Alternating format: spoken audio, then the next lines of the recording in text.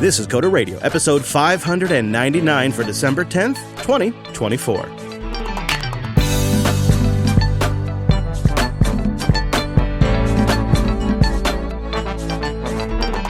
Hey friend, welcome into Jupiter Broadcasting's weekly talk show. It's taking a pragmatic look at the art and the business of software and the whole gosh darn world of technology and everything else in there.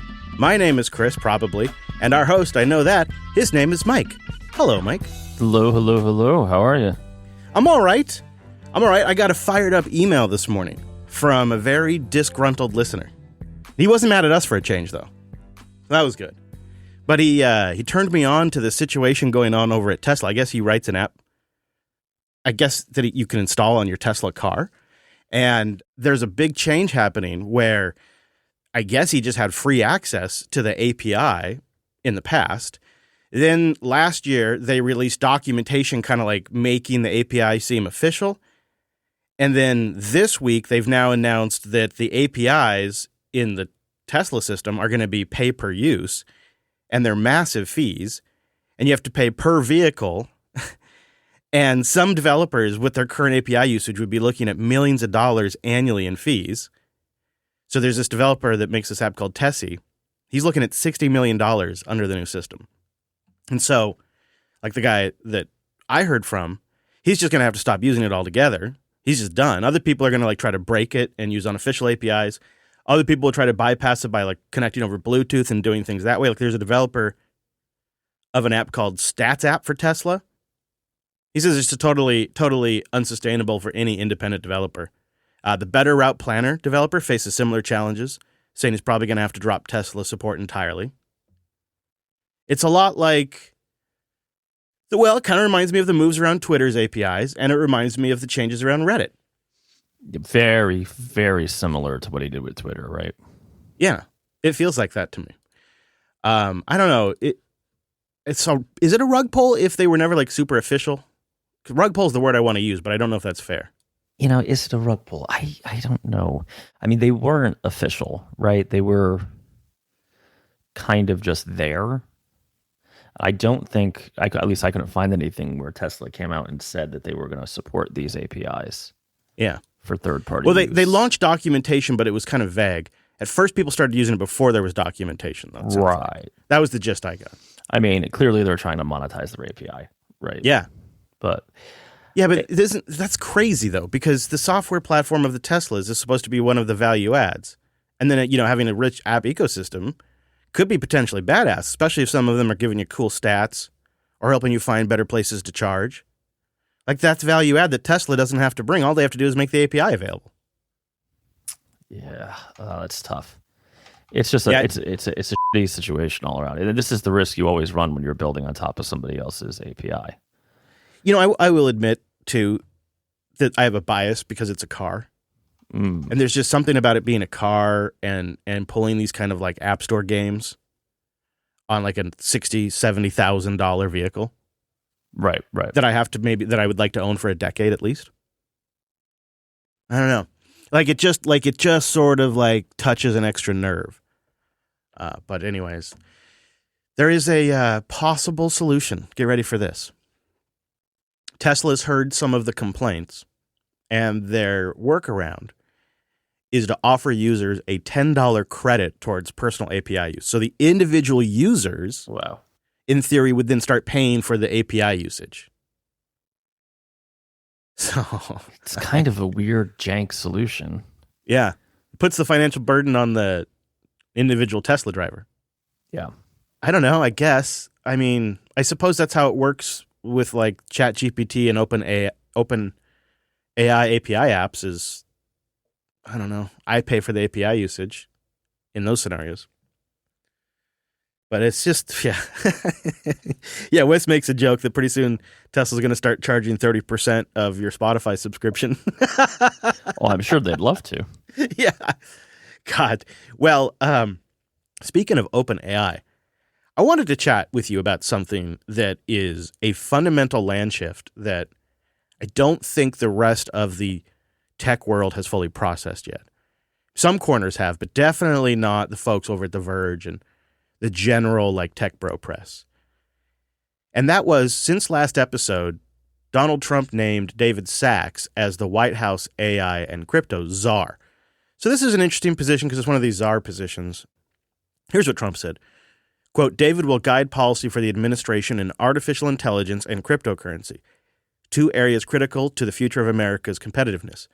David will focus on making America the clear global leader in both areas, Trump said on a Truth Social post.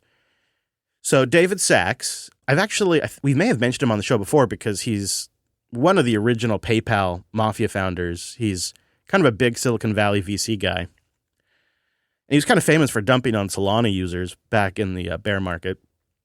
And now he's going to be running AI and crypto from the White House.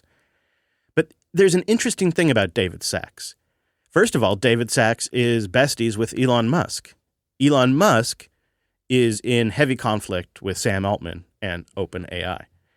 And David Sachs, from the very beginning, has clearly seen Sam's playbook, the same playbook that we noticed. I've been doing some research on David. I don't know a lot about him. I can't speak to him very comprehensively, but I did find this clip of David Sachs talking about Sam Altman's strategy the day that Sam Altman went to the Senate and tried to scare all the senators about the dangers of AI. These were David's thoughts. And this is going to be now the guy making AI policy for the White House and making recommendations to the councils. Sam just went straight for the end game here, which is regulatory capture. Normally, when a tech executive goes and testifies at these hearings, they're in the hot seat and they get grilled. And that didn't happen here because, Sam Altman basically bought into the narrative of these senators. And he basically conceded all of these risks associated with AI. He talked about how ChatGPT-style models, if unregulated, could increase online misinformation, bolster cyber criminals, even threaten confidence in election systems. So he basically bought into the senator's narrative and, like you said, agreed to create a new agency that would license models and can take licenses away. He said that he would create safety standards, specific tests that a model has to pass before it can be deployed. He says he would require independent audits who can say the model is or isn't in compliance. And by basically buying into their narrative and agreeing to everything they want, which is to create all these new regulations and a new agency, I think that Sam is pretty much guaranteeing that he'll be one of the people who gets to help shape the new agency and the rules they're going to operate under and what these independent audits are how they're going to determine what's in compliance. So he is basically putting a big moat around his own incumbency here. Something we had noticed as well, this regulatory moat that Sam was trying to build. And to do it, he scared the out of everyone about the dangers of AI, about how it could impact the election, misinformation, all these things, leaned heavily into the regulation and the entire play. And with this one appointment, all of that has been essentially washed away. I mean, not the fear that he created, but all the power he gained and influence over the executive office. And all of that has essentially been washed away because now Elon's best buddy is in the White House making AI policy. And Sachs is on the record saying that Sam was trying to make a regulatory moat. And I believe Sachs is also on the record for being a proponent of open source AI and specifically what Meta's doing with Llama. It is, Mike, the AI train with all this regulation and burden licensing that was just speeding down the track, just did an impossible 180, in my opinion. I mean, we're not there yet, but this could be a ginormous land shift in the power structure and regulatory structure around this future industry. Yeah, it's interesting because it's going to be imperfect no matter what, but it would be interesting to see someone in a position of power, if we're going to have some kind of regulation, be an advocate for the open source models rather than, not. Now, when the rubber meets the road, where does he really land, right? Who knows, right? This is all new. It's kind of exciting. It's a lot of it's to be determined. It's and even also how much the federal government. Yeah. Right? How much can an AI czar impact can they really have? Right. How much can he actually do? Right. I mean, agreed. OpenAI doesn't seem to be slowing down. They just got my $200.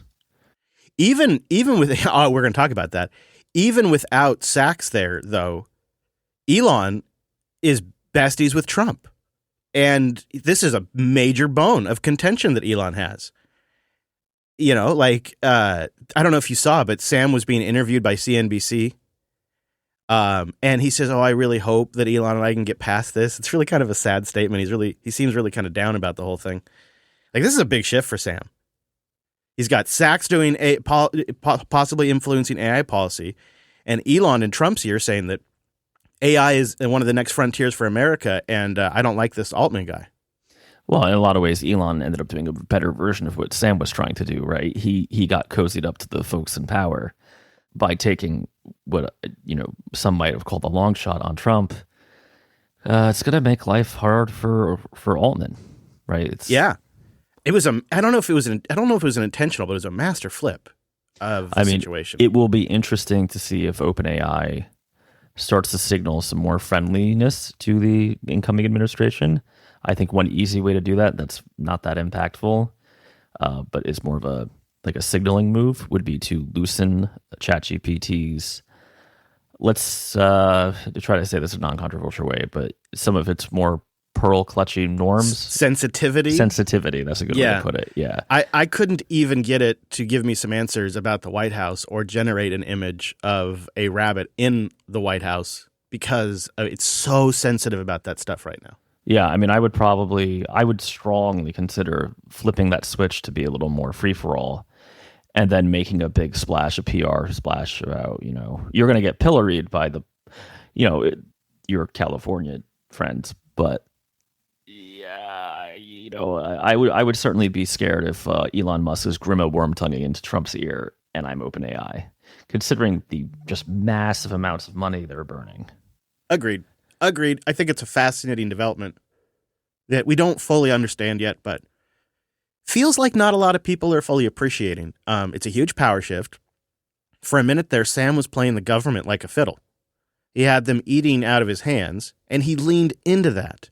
And it's part of what gave OpenAI, I believe, its enormous valuation, is that Sam was openly embracing regulation, so he was signaling to Wall Street that he was going to play ball and that he could become one of the big players and have a moat. He was signaling to investors, too. Only to have perhaps the key aspects of this strategy just cut off at its knees literally a year later. One of the hearings, the most recent hearings where Sam was scaring senators, was like a year ago, almost to the week. And then here we are. It's fascinating. I didn't see this one coming. No, it's definitely going to have an effect. So we'll see. Did you know you can join us live? We do the show live typically on Tuesdays at noon Pacific, 3 p.m. Eastern. We also have a chat room going all the time, but they're helping us a lot during the show. You can hang out in there at coder.show/matrix. The stream usually gets started about a half hour or so early, and I'm now making that available to our Coder QA members as well. You can listen in a Podcasting 2.0 app, or you can just plug jblive.fm into your internet radio app of choice. And you members out there, you don't have to worry. You just now have your own private feed, and you get it. In fact, you get the show a day early as well. So if you want to become a member, that's at coder.show/membership. All right, you hinted at this. I couldn't believe it when I saw this. OpenAI has launched a $200 a month subscription. And it's pretty tough to even tell what you get because Pro is $20, right? Or no, I'm sorry. I guess it was. I don't even know the names, dude. But like the old version, which I thought was called Pro, is $20, and now the new version, which is called Pro, is $200. And you're trying it out. I am. So bombshell, I can't tell the difference. Oh. I've been. Are you serious, dude? Yeah. $200 a month? So you get unlimited access to like the new reasoning model. You get unlimited access to the voice model. Oh, so it's okay. So it's plus is the $20 tier. What it's called? Yeah, it's plus than Pro. Yeah. Yeah. So it takes longer to respond to me, which I guess is their way of surfacing the additional processing. You got to be but kidding the me. Answers are roughly the same, and it still has what I would consider the same gaps that the Pro version has. That's what I So the felt Plus like version has? when I went from the free to the pro tier or Yeah. plus tier. God, yeah. I mean, I am going to stick with it for a month and see where I land. But because like I have it doing a lot of like the marketing stuff, right? Just like, here's an ad I want to do for Alice, and I just make me like 5 variants, and I manually check them and tweak them. But there you go. Huh. Okay. I do ask it coding questions. It still has this weird black hole with Doku and some Rails stuff that I don't understand. Where I guess it's just a bias of the information that it has is so heavily skewed towards other solutions. I did see them specifically mention it's supposed to be better at assistive coding. Yeah, I think it's better. Like it. So I found ChatGPT to always be much better at Python than Ruby, but I think they made an effort to make it good at Python, right? So They really seem to be, well, their positioning of this seems to be, well, if you need advanced reasoning, then you know why you're spending $200, right? Like they're kind of like, if you have to ask why $200, then you don't need this tier. It's for people that really use ChatGPT. yeah, I mean, I'm going to try it out more, right? I'm doing more complicated things with it. I'm definitely leaning pretty heavy on the business side because it's the kind of work that's expensive for me to outsource or to hire in for.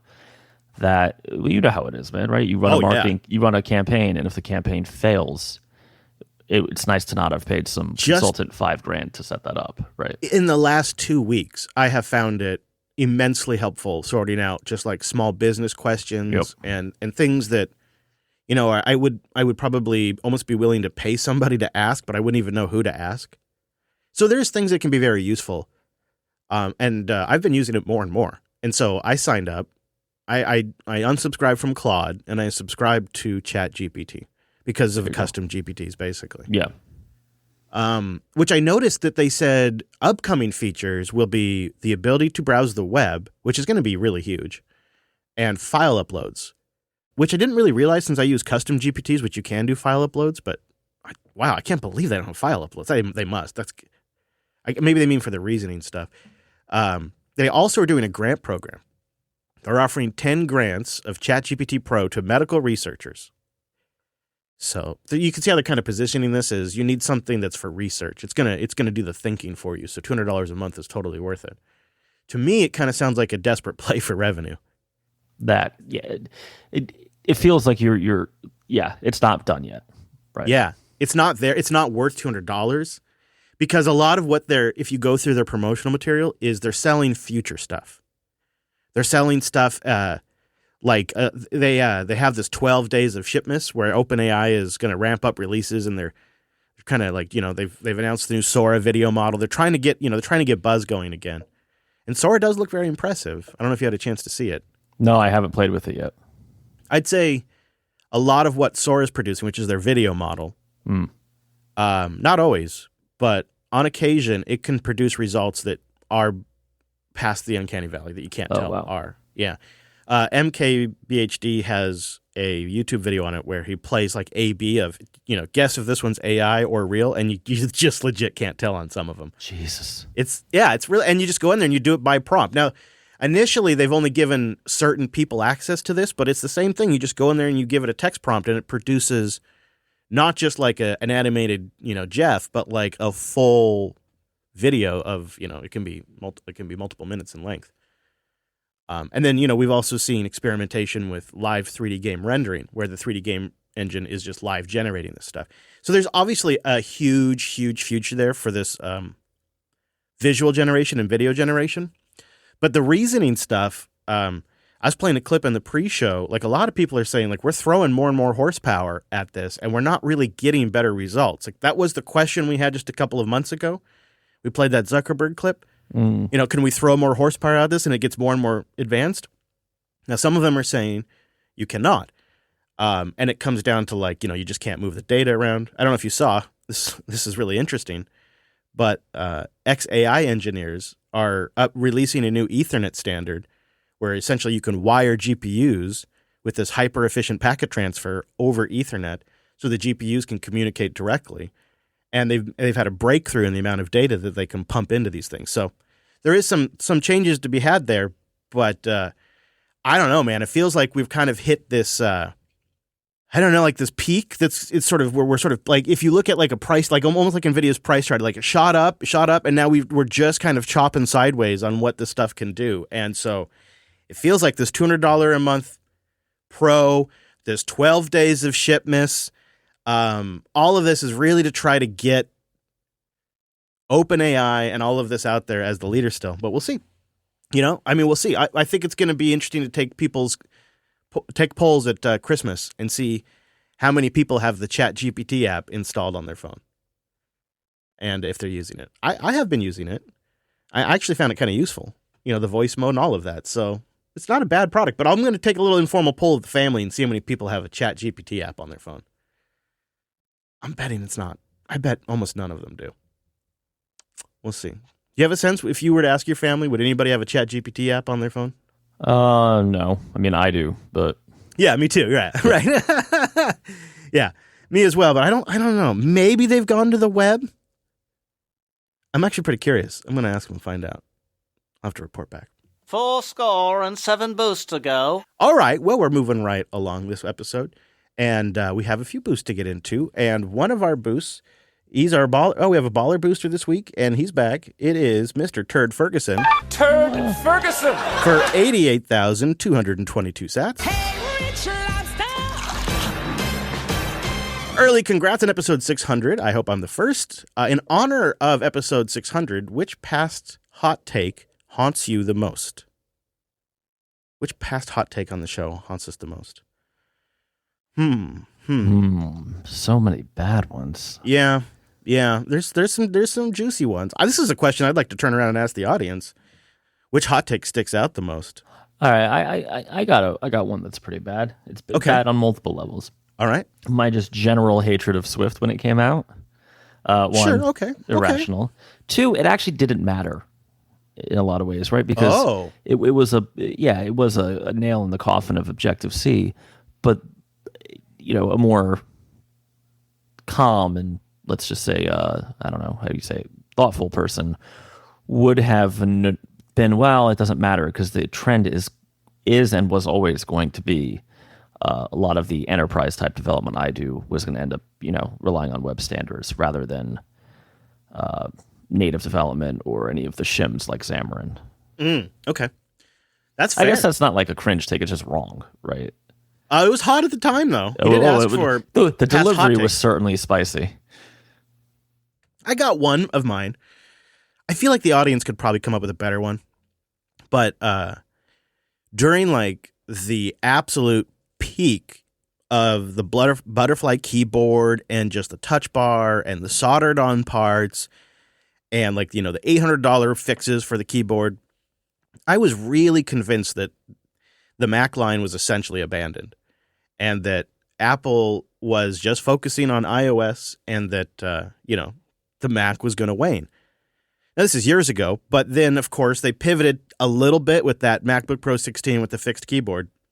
But really what they were doing was buying time for the M-Series launch.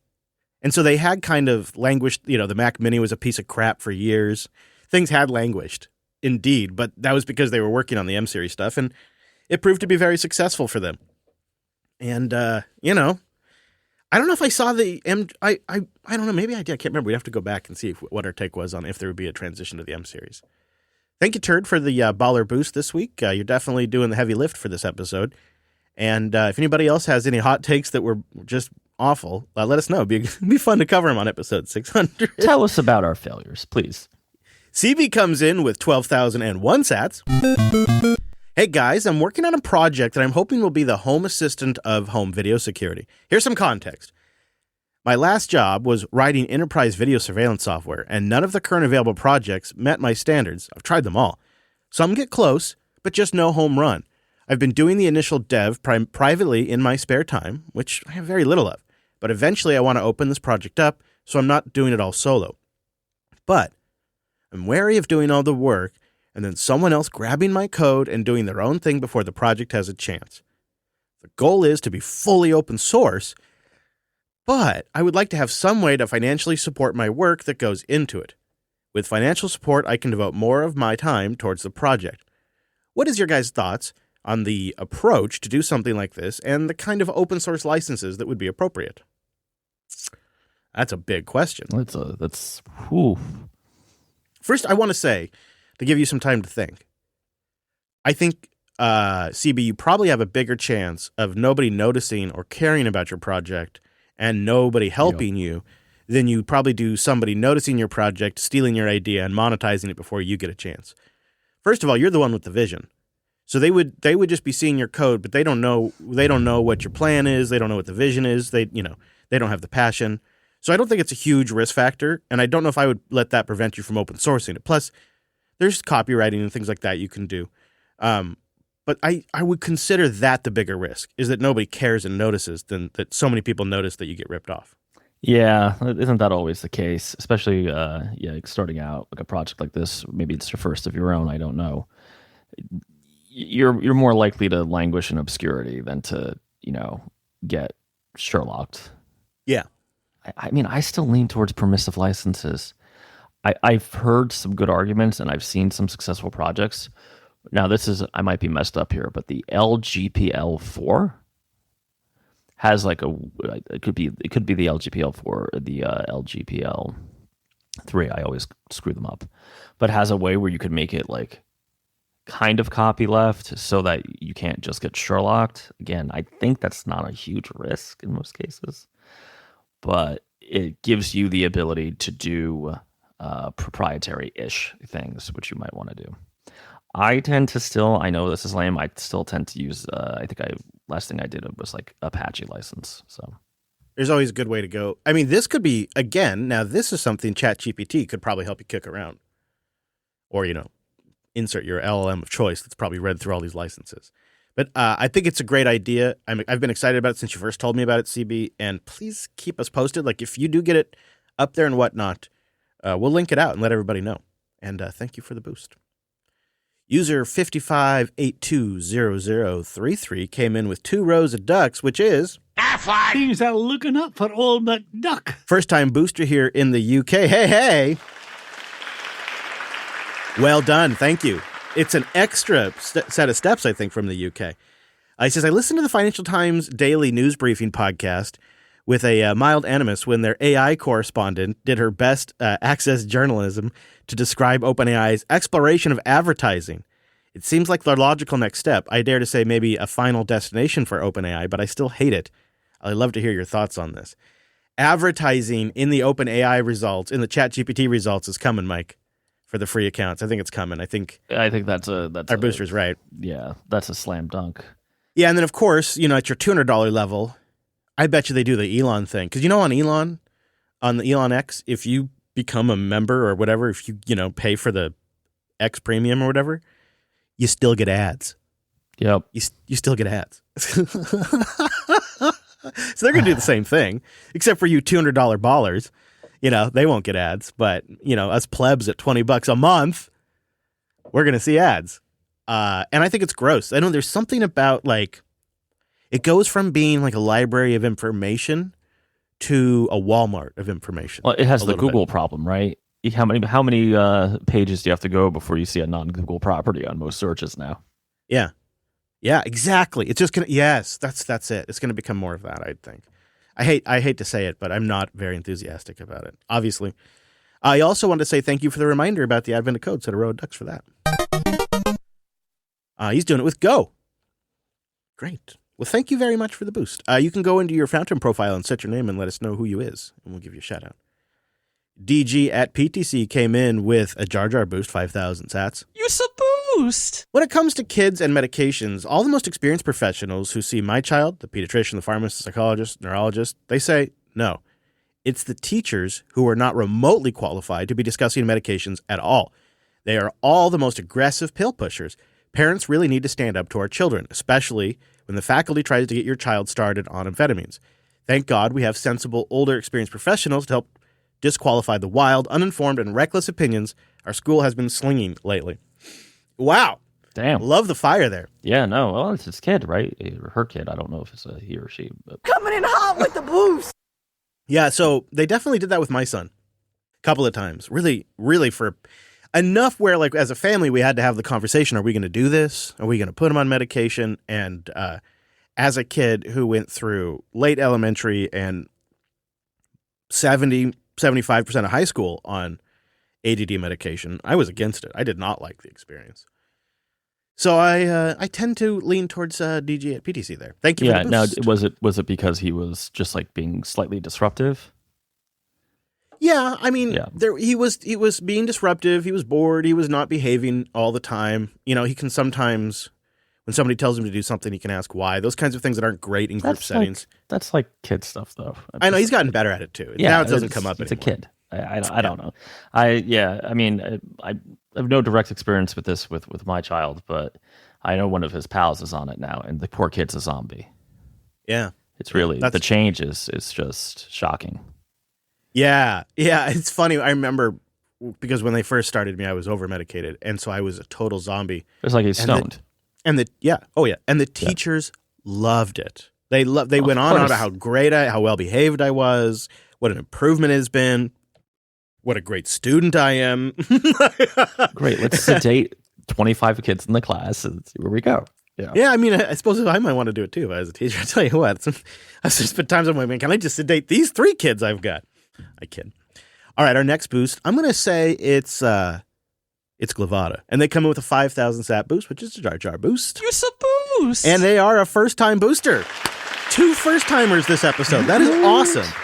Thank you, everybody. I know that can be a hike, that first journey to get that all set up. I'm glad you found Fountain. I think that probably is the easiest path. He says, thanks for the fun shows and keep it up. Thank you. Thank you for boosting in, Mr. G. Jordan Bravo rounds us out with a row of ducks. 2,222 sats. Honest question. Have we already hit peak AI hype? Or is it still ahead of us? I hope it's the former, but I fear it's the latter.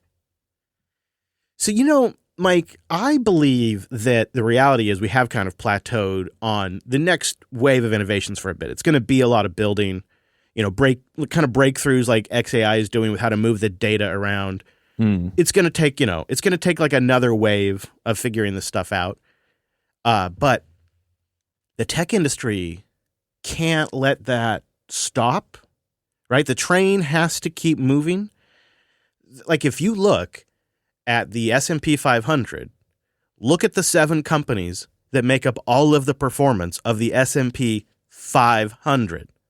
Those 7 companies almost all have some kind of AI play. Or almost all AI money, right? It's the money moving the market right now. Like, if this money train ends, it's devastating. I mean, we'd be looking at massive layoffs. I just saw a story right now about in fact, we'll cover it, about a story about all the commercial real estate getting bought up because of AI. Like, it's a huge deal right now. So I don't think they can afford to let the hype train stop. I mean, look at Apple. They haven't even fully shipped their AI products yet, and they're probably even only at a tiny 5% or something of, maybe more, probably less, of their user base. We're at the very beginning. We are at the very, very beginning, and they're gonna push this autocomplete as far as it can go. I think. Do you agree, Mike? We're just at the beginning, or do you think we're kind of over the hype cycle? I think we're going to get more practical applications for it, which might be less sexy for the the non-techie media. Yeah, I can see that. So I'm trying to think of how to put this correctly. It's going to be actually more useful, but maybe less, Jim Cramer will yell about anything, but, CNBC is not going to be freaking out about it as much. I do worry a little that the massive expenditures that particularly OpenAI is taking, I mean, that's a big old nut to crack. So I guess they're going to get their 200 at a time, right? I don't know. Yeah, what you might see is, I'm following your lead here, and I'm thinking what you might see is the big companies kind of slow down and the features become more iterative, but you start seeing what has been developed adopted further down, like the market stack. So maybe, a company start putting ChatGPT embeds for support instead of those stupid, crappy live pop-up things that they have. Like, you start seeing implementations of this stuff that just, make tiny, small improvements to a small business. Maybe that small business doesn't have to hire one person, something really minor, but you magnify it across, a million small businesses, and it starts to actually make a difference. I mean, I could see that kind of thing. It's a good question. We'll just have to wait and see. Thank you, everybody who does boost in. We had 21 of you stream sats, and we stacked a humble 16,939 sats from you sat streamers. Thank you very much. And when you combine that with those of you who boosted in, we had a very humble 164,895 sats, which thank you very much. That gets split between myself, Mr. Dominic, Editor Drew, and the network. And if you'd like to support the show via a boost, the easiest way is Fountain FM and then load it up with Strike, which is available in like 110 countries. But if you're in Canada, I think Bitcoin Well is probably a better way to go. And there's a whole bunch of solutions at podcastapps.com. I think Fountain's probably the easiest way to get started, but there's a lot for you to choose from. And thank you, everybody who boosts. Boost! Now, before we get out of here, this was fascinating. So I talked about this earlier. San Francisco offices were a disaster scenario, like getting discounted down 70%, until certain businesses realized that return to office could be a perk, I guess. There has been somewhat of a demand for in-person work, at least according to CNBC, who says Gen Z professionals are seeking more collaborative in-person work environments, reflecting a shift in attitude after years of remote work. And so like they cite a couple examples of these new AI startups that offer 4-day in-office schedules. They think that's just a little bit more engaging. So you still get some remote work, but you do 4 days in office. Others are saying they're going to prioritize office-first cultures as a strategic choice in hiring. The market demand for this in San Francisco has been kind of a big deal. San Francisco vacancies hit 34.9%, but AI startups like OpenAI and Sierra AI, they're snapping it up. In fact, they now account for a significant share of the entire real estate market in San Francisco. 62% of AI-related leases in 2023 were subleases, reflecting the trend of sharing office space among multiple startups instead of renting entire floors, too. I guess it's a good price right now. It's probably why. But I wanted to get your thoughts on a perk, and the company focusing this as a perk is like you're going to be in the office. Some of it's like you're going to be here a few days, and some of it's like, no, it's 100% office. And they think that this is something that Gen Z craves. Young professionals value connection and energy of in-person work, they say. Okay. It's a back-to-basic shift, they say. Something about it. I don't know. I mean, I guess. Here's what I do think is smart, is if you are going to seriously lean in on being a in-office workplace, you should totally present that way and appeal to candidates that are looking for that. I think that part makes sense. I don't buy that Gen Z in particular, for some reason. I don't see why Gen Z would be more into remote work than Gen X or the millennials, right? Or less into remote work, I guess. Like that part doesn't. I guess I don't understand why it would be Gen Z that's so into going back into the office or whatever. It just seems like a strange. I mean, are they delineator. implying that because they want to like meet people, potential dating? Yeah, I guess. No, it's collaborative. No, it's that collaborative energy, man. Yeah. Okay. They want to have that collaborative in-person energy of sitting in a cubicle and then walking past people that you want to avoid most of the day. I don't know, but I don't know. I can't see a case where I want to go back to the office. yeah. Well, maybe it's because you're an old man, and if you were a Gen Z looking at an AI startup, you'd want to go back to the office. It's true. If I was cool, honestly, if you're going to be living in California, living in San Francisco, you might as well go into the office. I don't know. It's like just to me, it feels like we really are stuck on this stupid we're really trying to put everything into a box. And like for me, there's some days I work from home. There's some days I come into the studio. It kind of just depends on what my workload is. And I don't try to label it as hybrid work or, 4 days in office and 2 days home or whatever. Like I don't even try to put it in a box like that. It's just whatever the job needs is what I'll do. And I don't, like, that just seems natural. And corporate America, and especially the media, always wants to just put everything in a category, give everything a label, and then they even want to slice it up by age group and types of work. And I just don't think it actually works out like that. And it's just a convenient narrative. But it is interesting that the AI startup companies are taking a lot of that VC money and snapping up subleases on a bunch of San Francisco real estate. That's what they're doing with that money. Because they're all just plugging into the OpenAI API anyways, right? That's right. Anyways, we'll see. Maybe I'm wrong. Boost in and tell me what I got wrong. But it's just the way it looks to me. Dominic, is there anywhere you'd like to send people this week before we scoot? Go check out alice.dev, and you can find me at Dumunuku on all the socials. I have not been posting much, so it's been great. It's all right. We'll forgive you. It's probably better that way. True. You know, keep it a little bit of mystery. If they want to know what's going on with Mike, they got to tune into the show, right? They can't cheat on the show by not listening and just getting you on social. I guess I don't post much either, but if you want to experiment with Nostr, you can find me over there, chrislas.com, also on WeaponX. And you can email the show. There's a contact page and all that goodness over there. In fact, speaking of that web page, it's got links to all kinds of stuff. Our RSS feed, our live page, our Matrix chat room, all the good stuff that's going all the time. Plus, you can go to coder.show/599er, and you can get links to everything we talked about, including links to that weird real estate article. I don't know. Maybe I'm wrong. Maybe Gen Z does all want to work in the office. You tell me. Boost in, because for God's sakes, we could use the support, and tell me what you think. Are they all just touchy-feely? Is that what's going on? What's going on over there? You tell me. All right. Thank you so much for listening on this week's episode. See you right back here next week.